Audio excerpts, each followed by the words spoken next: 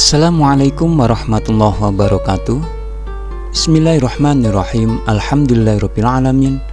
Allahumma sholli wa sallim wa barik ala Sayyidina Muhammad wa ala alihi wa sahbihi ajmain.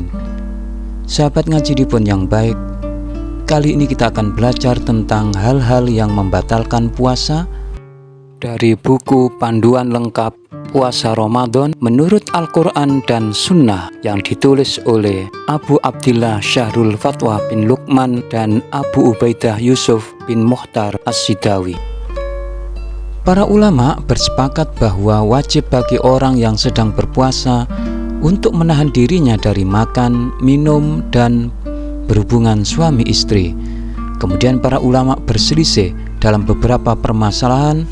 Di antaranya permasalahan itu ada yang bersandar dengan dalil yang jelas dan ada pula yang tidak ada dalilnya sama sekali. Berikut ini adalah pembatal-pembatal puasa. Yang pertama, hubungan suami istri. Perkara ini sangat jelas, bahkan hubungan suami istri termasuk pembatal puasa yang paling besar dosanya. Barang siapa yang berhubungan suami istri pada siang hari di bulan Ramadan, sungguh puasanya telah batal. Allah Subhanahu wa ta'ala berfirman, A'udzu billahi minasyaitonir rajim. Uhilla lakum lailatas syiyami rafatu ila nisaikum hunna libasul lakum wa antum libasul lahun.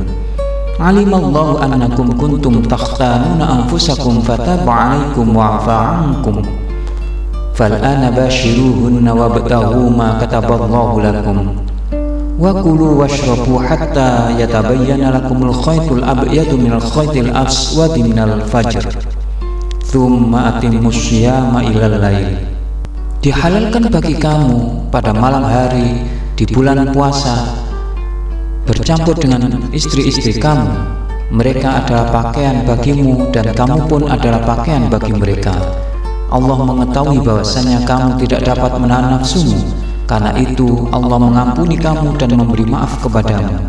Maka sekarang cambrilah mereka dan ikutilah apa yang telah ditetapkan Allah untukmu, dan makan minumlah hingga terang bagimu benang putih dari benang hitam, yaitu fajar. Kemudian sempurnakanlah puasa itu sampai datang malam. Al-Quran Surat Al-Baqarah ayat 187. Abu Hurairah radhiyallahu anhu berkata, tatkala kami sedang duduk-duduk di sekitar Rasulullah SAW, datanglah seorang laki-laki, lalu dia berkata, wahai Rasulullah, celaka saya. Beliau bertanya, ada apa denganmu? Dia menjawab, saya telah berhubungan suami istri, padahal saya sedang puasa. Rasulullah SAW lantas bertanya, apakah engkau mempunyai seorang budak yang dapat engkau bebaskan? Dia menjawab, tidak. Rasulullah SAW kembali bertanya, apakah engkau mampu berpuasa 2 bulan berturut-turut? Dia menjawab, tidak. Rasulullah SAW bertanya lagi, apakah engkau mampu memberi makan kepada 60 orang miskin? Dia menjawab, tidak. Lalu Rasulullah SAW diam sejenak. Tiba-tiba Rasulullah SAW dibawakan sekeranjang kurma. Beliau bertanya, mana yang tadi orang yang bertanya? Dia menjawab, saya. Beliau berkata, ambillah sekeranjang kurma ini dan bersedekahlah dengannya. Laki-laki tadi malah berkata, apakah kepada orang yang lebih miskin dari saya, wahai Rasulullah? Demi Allah, tidak ada keluarga di daerah ini yang lebih miskin daripada saya. Rasulullah SAW akhirnya tertawa hingga gigi geram beliau terlihat. Lalu beliau bersabda, berikanlah kurma ini kepada keluargamu. Hadis diriwayatkan oleh Bukhari Muslim. Imam Ibnul Munzir rahimahullah berkata, para ulama tidak berselisih bahwa Allah mengharamkan bagi orang yang berpuasa ketika siang hari dari perkara berhubungan suami istri, makan, dan minum. Ketahuilah, berdasarkan dalil-dalil, orang yang berhubungan suami istri pada siang hari bulan Ramadan terkena 5 hukum. Yang pertama, puasanya batal. Yang kedua, mendapat dosa. Yang ketiga, tetap menahan diri untuk tidak makan dan minum sampai berbuka puasa serta tidak mengulanginya. Yang keempat, wajib membayar kafarat dengan urutan membebaskan budak, Bila tidak mendapati budak maka wajib berpuasa 2 bulan berturut-turut. Bila tidak mampu puasa 2 bulan berturut-turut maka memberi makan 60 orang miskin. Yang kelima, wajib mengqadha puasa menurut pendapat mayoritas ahli ilmu. Karena orang yang berhubungan suami istri telah merusak 1 hari Ramadan, maka wajib baginya untuk menggantinya pada hari yang lain, sebagaimana jika dia batal puasanya karena makan dan minum. Pembatal puasa yang kedua adalah makan dan minum dengan sengaja. Barang siapa yang makan dan minum secara sengaja dan dalam keadaan ingat bahwa ia sedang puasa, maka puasanya batal. Allah Subhanahu wa taala berfirman, "Wa kulu washrabu hatta yatabayyana lakumul khaytul abyadu minal khaytil aswadi minal fajr, tsumma atimmus shiyama ilal lail." Dan makan minumlah hingga terang bagimu benang putih dari benang hitam, yaitu fajar. Kemudian sempurnakanlah puasa itu sampai datang malam. Quran Surat Al-Baqarah ayat 187. Para ulama telah sepakat bahwa makan dan minum membatalkan puasa, dan makanan di sini mencakup yang halal maupun yang haram, bermanfaat atau berbahaya, sedikit atau banyak. Sampai-sampai para ulama mengatakan seandainya seorang menelan mutiara secara sengaja, maka batal puasanya, padahal mutiara tidak bermanfaat bagi tubuh. Oleh karena itu, maka rokok adalah membatalkan puasa sekalipun berbahaya dan haram. Adapun jika makan dan minumnya karena lupa, maka puasanya sah, tidak kurang sedikit pun, tidak ada dosa, tidak ada qadha, dan tidak ada kafarat. Berdasarkan hadis dari Abu Hurairah radhiyallahu an, bahwasanya Rasulullah SAW bersabda, "Man akala nasiyan wa huwa shaimun falyutimma shaumahu fa innama at'amahu Allahu wa saqahu." Barang siapa lupa bahwa dirinya sedang puasa, kemudian makan dan minum, maka hendaklah dia menyempurnakan puasanya, karena sesungguhnya Allah telah memberinya makan dan minum. Hadis diriwayatkan oleh Bukhari Muslim. Bagi orang yang melihat orang yang sedang puasa lalu makan dan minum karena lupa, maka wajib untuknya mengingatkan orang tersebut.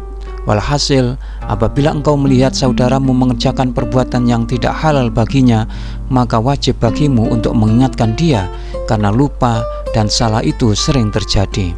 Yang ketiga, muntah dengan sengaja.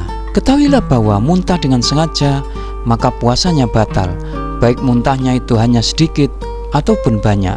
Sama saja muntahnya karena sebab memasukkan jarinya ke rongga mulut, menekan-nekan perut, atau dengan sengaja mencium bau yang tidak enak, atau sengaja melihat sesuatu yang membuat muntah, maka puasanya batal.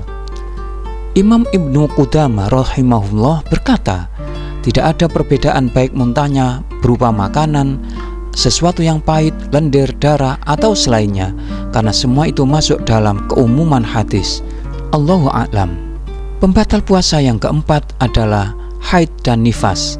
Barang siapa haid atau nifas walaupun hanya sedetik dari akhir siang hari atau awalnya, maka puasanya batal, dan dia wajib mengganti hari tersebut dengan puasa pada hari yang lain berdasarkan kesepakatan para ulama sebagaimana yang pernah kita bahas. Imam Ibnu Abdul Bar rahimahullah berkata, ini merupakan ijma' bahwa wanita haid tidak puasa ketika masa haidnya, dia harus mengganti puasanya dan tidak mengganti sholatnya.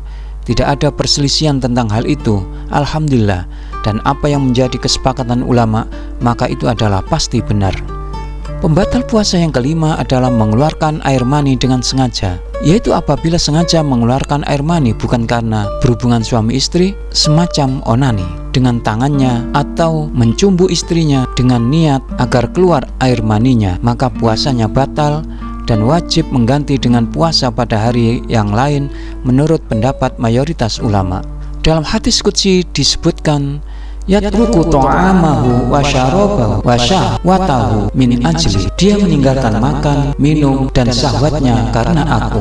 Hadis diriwayatkan oleh Bukhari Muslim. Akan tetapi apabila keluar air mani bukan karena kehendak dirinya, seperti jika mimpi basah siang hari atau berpikir yang tidak ada niat dan perbuatan, maka tidak membatalkan puasa. Berdasarkan hadis Nabi, innallaha tajawaza an ummati ma haddatsa bihi anfusuha ma lam ta'mal aw tatakallam. Sesungguhnya Allah mengampuni untuk umatku apa yang terlintas dalam benaknya selama dia tidak mengerjakan atau mengucapkannya. Hadis diriwayatkan oleh Bukhari Muslim. Pembatal puasa yang keenam adalah segala sesuatu yang semakna dengan makan dan minum, seperti menggunakan cairan infus yang berfungsi menggantikan makan dan minum, maka hal tersebut membatalkan puasa. Inilah pendapat Syekh Abdurrahman As-Sa'di, Ibnu Baz, Ibnu Utsaimin, dan keputusan Majma' al-Fiqih. Demikian pula yang termasuk dalam kategori minum adalah merokok.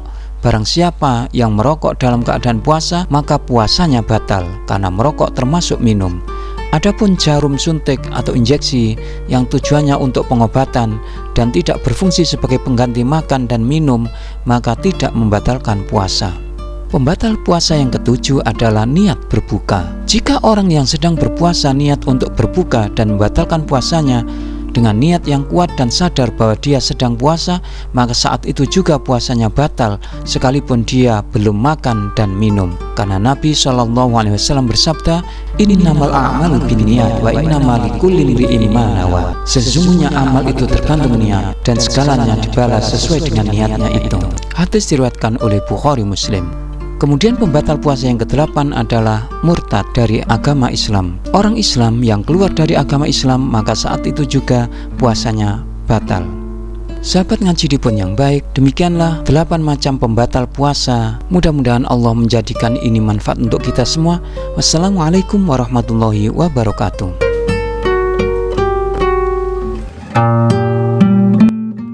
Terima kasih ya atas like dan subscribe-nya.